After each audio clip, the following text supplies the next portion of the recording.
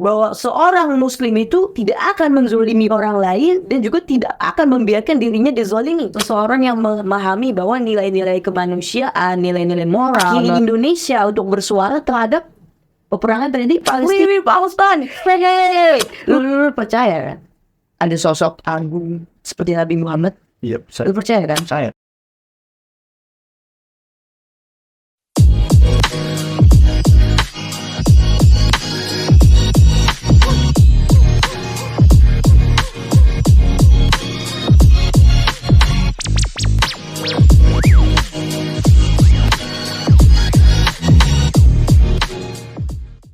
Rolling and action. Woi, action nih.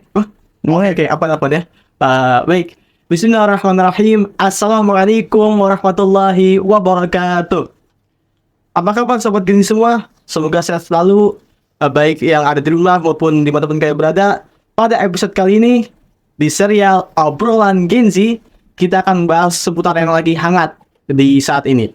Saya di sini tidak sendiri, tapi saya juga ditemani oleh teman kita, sekaligus juga teman saya pribadi, yaitu Said Hussein Alatas. Gimana kabarnya? Baik. Alhamdulillah. Alhamdulillah ini kemarin tuh ikut demo ya, Summit Pajan di Artikel. Oh iya benar banget.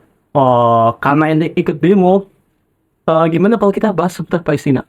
Boleh. Boleh. Gue pengen dengar pendapat lu tentang apa itu two state.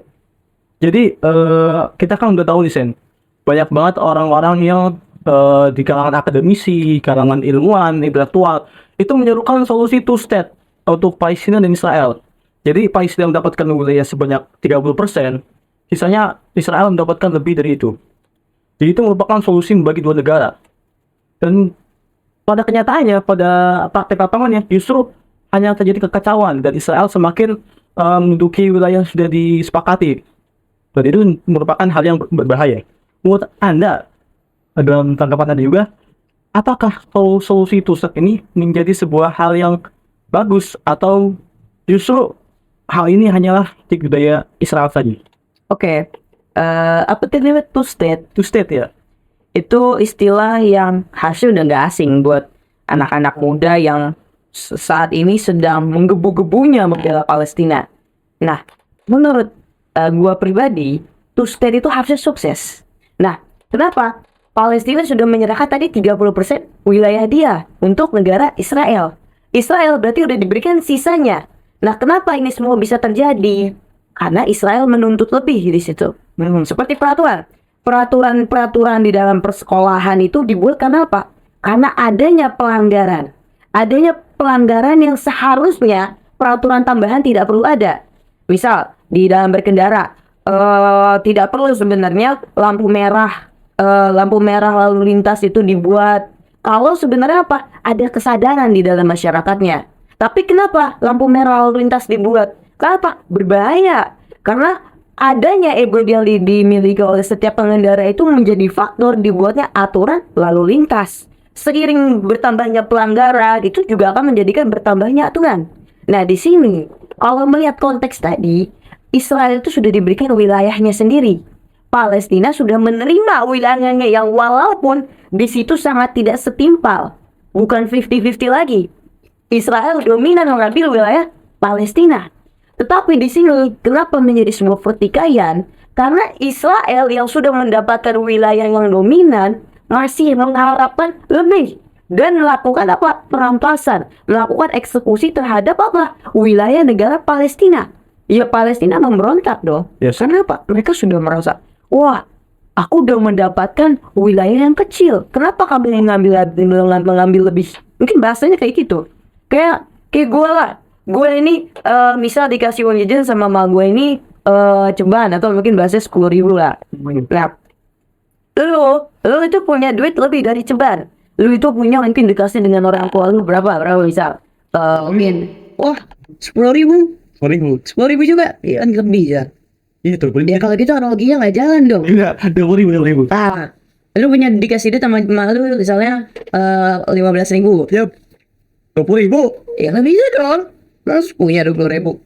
Ya udah. Punya anggap lu dikasih duit 20.000 Iya. sama ibu lu. Gua punya 10.000 dan 5.000-nya itu gua pakai buat ongkos setiap hari. Dan lu tahu kalau kita naik angkot bareng-bareng, lu yang tahu uang gua sedikit, lu masih minta lebih.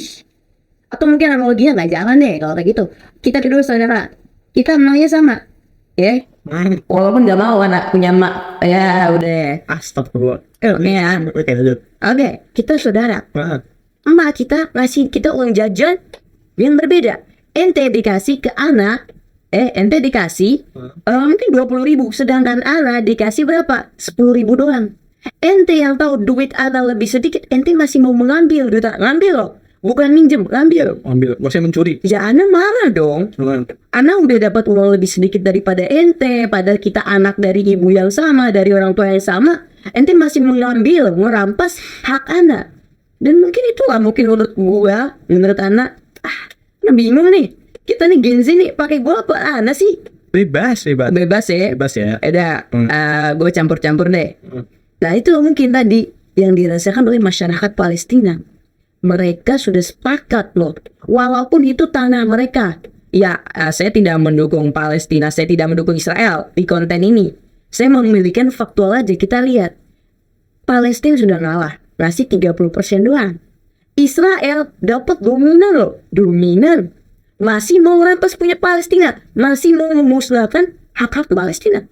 Wajar, mempertahankan hak itu khas banget. Berarti boleh jika semisal Hamas melakukan serangan kepada Israel gara-gara hal tersebut. Itu sebenarnya kalau kita bilang serangan, peperangan, enggak. Karena mereka apa? Melindungi diri mereka. Prinsip orang-orang Muslim itu apa? Yang saya sangat yang gua sangat istilahnya sangat takjub dengan orang-orang Hamas, orang-orang Muslim di luar sana yang memang dia tuh memahami apa itu esensi atau eksistensi dari agamanya itu apa. Dia paham bahwa seorang Muslim itu tidak akan menzolimi orang lain dan juga tidak akan membiarkan dirinya dizolimi. Sekarang tindakan yang dilakukan oleh Hamas itu apa? Pembelaan, bentuk perlindungan, bentuk mempertahankan hak mereka, jadi tidak masalah. Sekalipun dianggap sebagai terorisme oleh media barat. Media barat pendukung Israel, kita nggak usah bahas itu lagi. Jelas ya. Ya jelas, karena siapa yang memulai? Kecuali Hamas yang memulai duluan. Berarti Hamas di situ melenceng dari prinsip-prinsip dasar seorang Muslim, prinsip-prinsip dasar Islam, yaitu apa? Mulai menzolimi orang lain terlebih dahulu. Anak menunjuk ente sekali, ente harus balas sekali juga. Gak boleh ente balas anak 2 kali, bahkan ente sampai nonjok sahabat anak. Itu prinsip Islam. Oke. Anda setuju. Ya, meskipun dengan analogi yang begitu macam-macam ya ente ini. Tapi nggak apa-apa. Sekarang Anda mau alih ke soal masalah yang paling tren sekarang nih. Di mana anak muda itu setiap hari mungkin di SG-nya, di Facebook-nya, entah di Twitter-nya, TikTok-nya, itu soal posting Al-Is on Rafah. Apalagi kan katanya kan beritanya Israel jangan Rafah. Nanti gue tau nggak kronologi lengkapnya kenapa Rafah ini diserang? Padahal ini kan pelanggaran besar.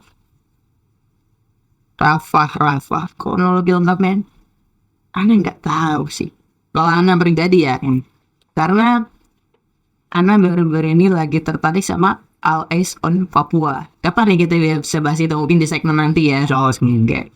Tapi mungkin yang hangat, mungkin yang bisa Ana katakan di sini adalah tindakan anak mudanya. Anda tahu nggak sih? Belakangan ini mulai tindakan-tindakan pemuda-pemudi Indonesia. Kita nggak tahu dia mazhabnya apa, itu udah bukan penting lagi. Pemuda-pemudi Indonesia melakukan tindakan-tindakan boykot terhadap 40%. Itu luar biasa. Itu luar biasa, dan itu memang harus dilakukan oleh seorang Muslim, seorang yang dia punya hati nurani. Bukan Muslim saja, seseorang yang memahami bahwa nilai-nilai kemanusiaan, nilai-nilai moral, nilai-nilai kehidupan manusia sesamanya, itu kita menyadari bahwa kita ini homo sosial. Homo sosial itu apa? Bahwa kita itu makhluk yang memerlukan satu sama lain. Ada kesadaran seperti itu. Itu sangat diperlukan. Apa? Sekarang Palestina diserang. Ente punya hati nurani nggak? Lo punya hati nurani nggak? Terbebas dari agama lu apa? Orang tua lu siapa? Lu tinggal di mana? Ini udah mencabut hak kemanusiaan. Cuma di sini, ya menurut gue miris ya. Karena beberapa waktu lalu itu, gue buka Instagram gue penuh dengan postingan-postingan terhadap penyerangan Israel terhadap Palestina. Nah, sekarang yang buat gue miris, adanya satu video nih, lu tau nggak? Jadi para pemuda-pemudi pendukung Palestina, lu tau nggak apa yang dilakukan? Mereka masuk ke gerai-gerai yang dimana gerai-gerai itu nantinya dia itu akan ada kontribusi langsung terhadap Israel. Kayak McDonald, kayak cheese. Nggak boleh sebut dong. Ya, ini Nggak boleh sebut. betul kamera di sensor ya. Jangan. Oke. Walhasil tuh. Walhasil itulah. Mereka masuk ke sana, itu apa yang mereka lakuin? Mereka ke dalam, mereka melakukan orasi di dalam, dan lu tahu apa yang lebih parah? Kurang lebihnya, dia ini kayak nyebut kayak gini, kalau lu gak dukung Palestina, lu tuh gak punya hati nurani. Itu loh. Padahal bukan itu masalahnya sekarang. Gue ini menurut gue, kenapa Amerika bisa menang, kenapa mungkin pihak Israel bisa menang saat ini, karena mereka menyerang dengan media. Ya, mereka menyerang dengan media, mereka menggunakan otak juga, mereka tidak hanya berorasi saja. Dan sekarang tindakan yang kemarin dilakukan oleh pemuda-pemudi Indonesia ini, menurut gue itu kesalahan fatal sih. Ini menurut gue ya, pandangan gue. Kenapa? Karena gue ngeliat satu video di mana, oke ini kameramen nanti tambahin ya, gue nanti share video ke kameramen. Videonya itu ngasih unjuk bahwa mereka ini masuk ke sebuah gerai makanan. Mereka lari, mereka bawa bendera Palestina, mereka berputar-putar, mereka marah. Bukan marah sih, mengucapkan free Palestine. Tapi di dalam situ ada ibu-ibu, Muslim, punya anak bayi, punya anak balita. Anak balita melihat pemandangan seperti itu. Dan lebih parahnya lagi, Palestina yang menurut gue seharusnya, menurut gue ya, dia itu diiringi dengan lu rasa lu sedih dengan kondisi Palestina yang seharusnya tuh lu marah, bukan gue kayak free Palestine, bukan apa itu menurut gue ya, menurut gue karena lu harus apa ya, ada namanya hermeneutika gitu, kayak semacam ilmu tafsir. Orang itu akan melihat seseorang tuh bukan dari perkataannya dulu, bukan dari bagaimana dia menyampaikan lu free Palestine, tapi dia juga ngeliat tindakan lu. Gue bilang, gue free Palestine, tapi postingan gue makan di mana, gue mendukung siapa? Ternyata gue mendukung artis Israel. Gue ternyata masih makan makanan yang memang ujung-ujungnya tuh ada ngaruhnya ke Israel. Nah, itu kan menjadi sebuah pertanyaan, menjadi sebuah tolak ukur, karena orang biasa melihat dari wujudnya aja dulu, orang gak akan lihat dari dalamnya aja. Nah, sekarang tindakan-tindakan yang dilakukan pemuda-pemudi menurut gue sangat disayangkan. Kenapa? Yang gue lihat ya, tindakan mereka ini parah sih, karena itu bukan hak mereka. Dan menurut gue nggak tahu ya hukum fikihnya ya, mungkin Ustadz di luar sana lebih tahu. Tapi menurut gue secara moralitas, secara tindakan, secara etika, ini udah gak berakhlak sama sekali. Lu percaya kan ada sosok agung seperti Nabi Muhammad? Iya, Lu percaya kan? saya. Islam loh. Lu gimana ini? Ya ente percaya kan? Iya. Nabi Muhammad, ya ini sayyidul wujud, dia itu adalah sesosok yang ujiannya paling berat. Setuju gak? Di antara semua nabi-nabi lain, di antara semua rasul-rasul lain, ujian Nabi Muhammad paling berat gak? Nabi Muhammad mengemban apa? Kitab rahmatan lil alamin. Paling luar biasa gak? Umatnya berarti harusnya paling luar biasa kan? Seharusnya. Salah satunya apa? Ketika umatnya melakukan sebuah maksiat berbeda dengan nabi-nabi sebelumnya yang langsung dijatuhkan azab, Mas Nabi Muhammad tidak seperti itu. Ini salah satu aja. Nah sekarang kita lihat sosok figur kita, Nabi Muhammad. Nabi Muhammad ini, hatta Nabi Muhammad dilempar batu, Nabi Muhammad dihina, dia masih berakhlak pada orang-orang seperti itu. Masih berusaha menyampaikan kebenaran kepada orang-orang seperti itu. Ketika Nabi Muhammad ini mengangkat pedang, itu adalah bentuk pembelaan. Makanya tadi gue bilang di awal bahwa prinsip muslim yang paling gue suka filosofi adalah apa? Lu tuh gak akan nerima diri lu dizolimi dan lu gak mau menzolimi orang lain. Prinsip muslim. Dan dilakukan oleh figur kita, Sayyidul Wujud baginda Nabi Muhammad Sallallahu Alaihi Wasallam. Itu. Dan sekarang masyarakat pemuda-pemudi Indonesia yang gue sayangkan lagi, gue setuju lu semua mau dukung Palestina, lu itu malah sangat bagus. Karena menurut gue saat ini di dunia kita ini sekarang nomor satu negara yang sangat luar biasa gue terbebas dari mayoritas penduduknya mungkin ya, mayoritas umat yang bermazhab. Gue terlepas dari itu semua. Gue ada tindakan nyatanya. Menurut gue peringkat satu yang benar-benar luar biasa pro pada Palestina itu pertama Iran. Oke, gue terbebas dari apa di umatnya, apa mazhabnya, gue terbebas dari itu karena itu bukan, gue nggak mau bahas itu karena itu Konteksnya. ya itu hal-hal yang sangat sensitif mungkin ya untuk dibahas. Dan oke, setelah Iran, gue akuin Indonesia adalah negara yang paling berpengaruh terhadap boykot terhadap produk-produk Islam, menjatuhkan Islam di negara Indonesia. Tapi menurut gue ini tindakan udah melewati hak-hak lu. Karena ini bukan hak masyarakat. Siapa yang harusnya melakukan penutupan gerai-gerai seperti itu? Pemerintah.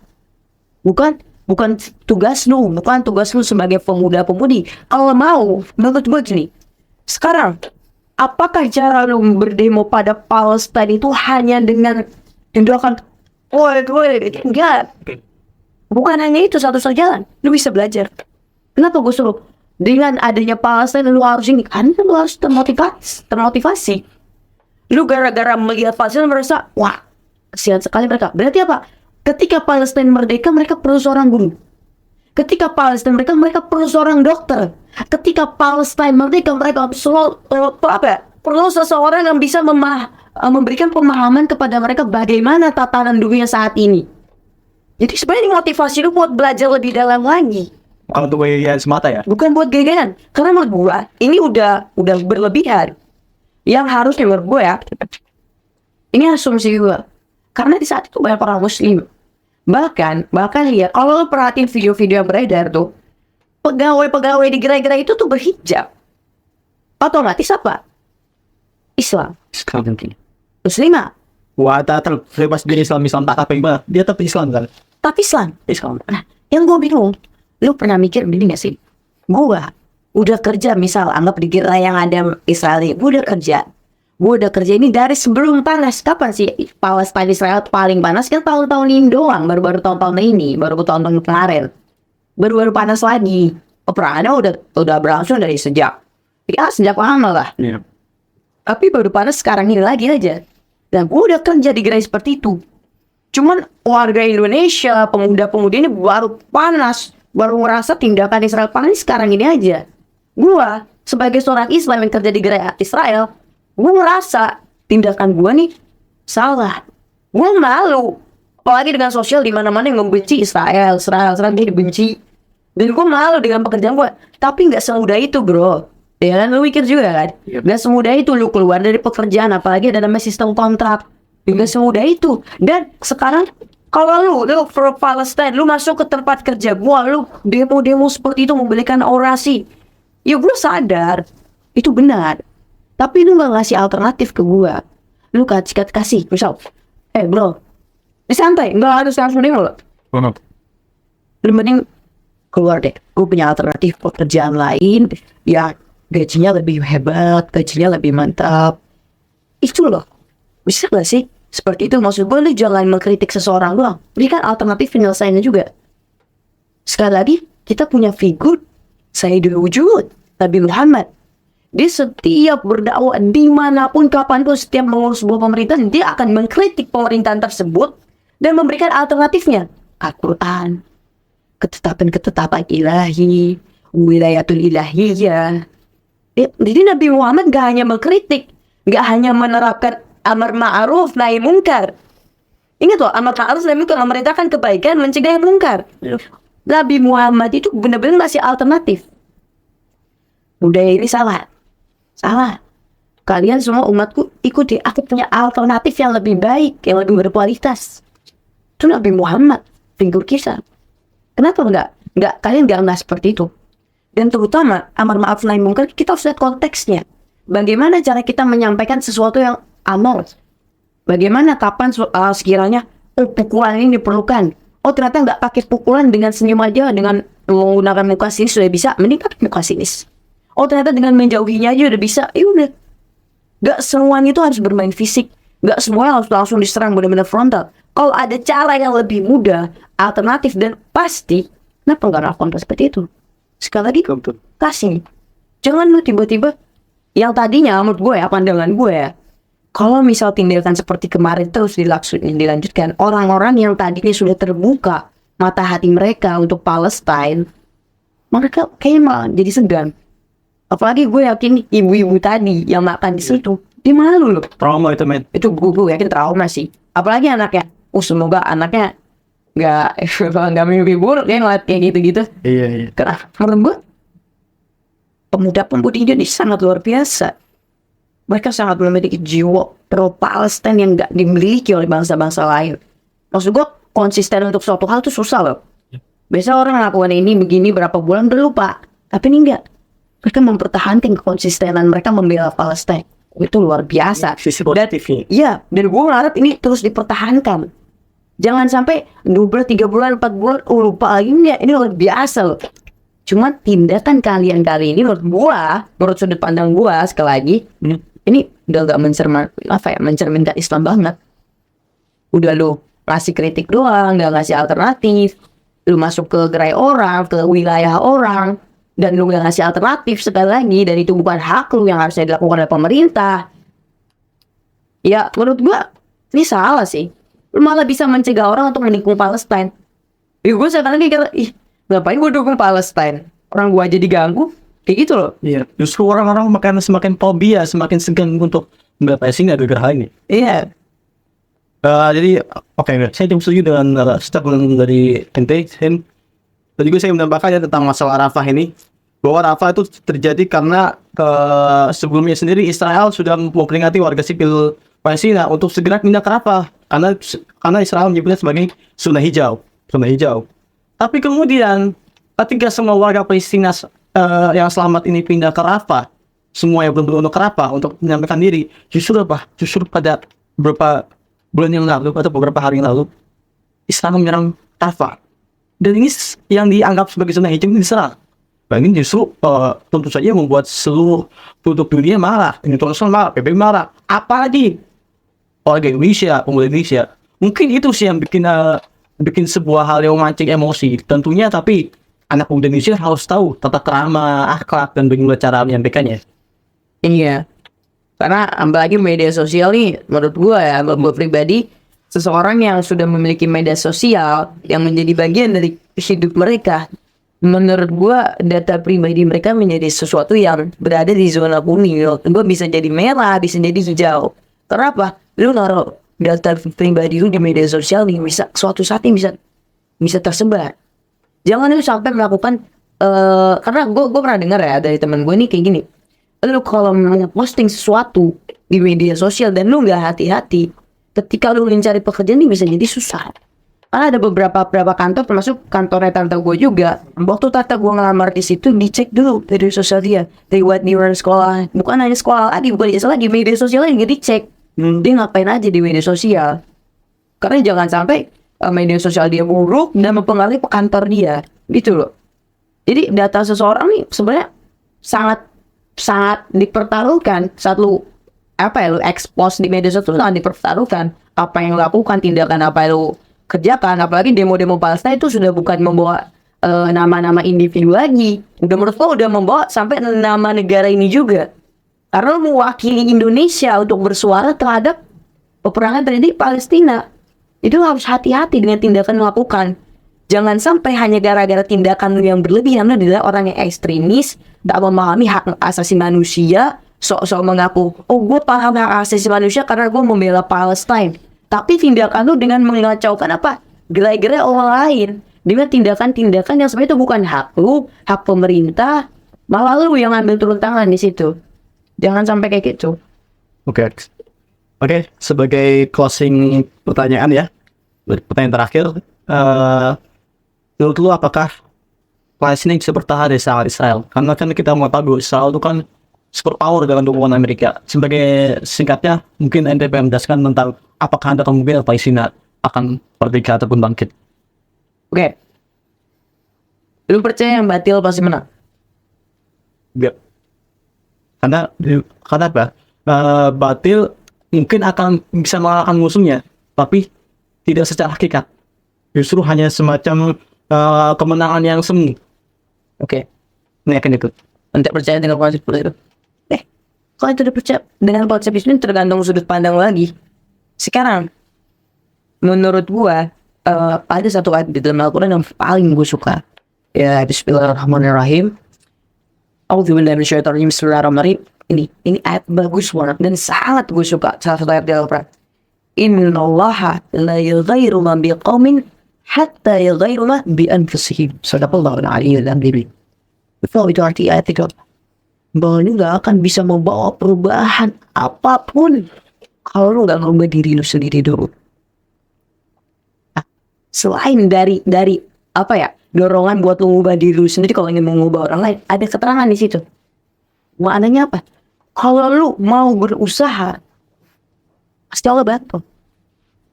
Kita main berusaha untuk fight, pasti Allah bantu. Usahanya bukan hanya mulut. Kapasitas setiap orang kita tahu. Gue tahu, gue punya kaki, gue bisa menentukan gue mau berdiri apa enggak. Balik lagi ke diri gue. Sehingga orang lain pun tahu. Gue punya otak gue seperti ini, mau gue fungsikan seperti ini, gue tahu.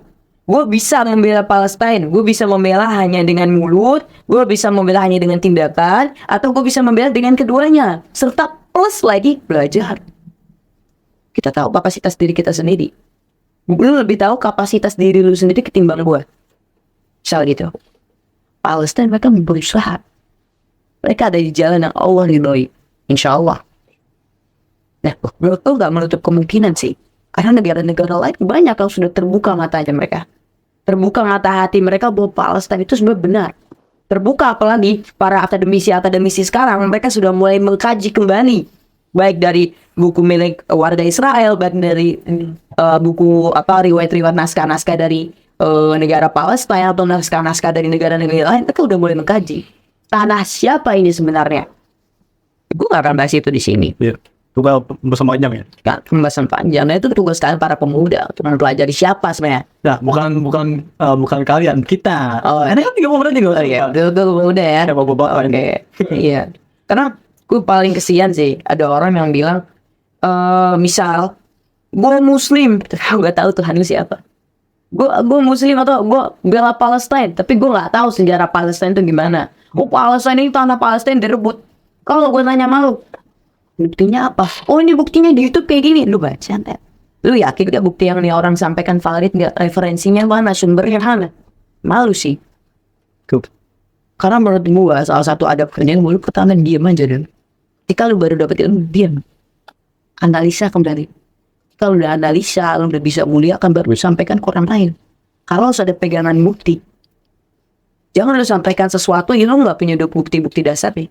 Lu malah menyebar fitnah di situ, malah menyebarkan kebodohan, malah menyebarkan hoax. Yep.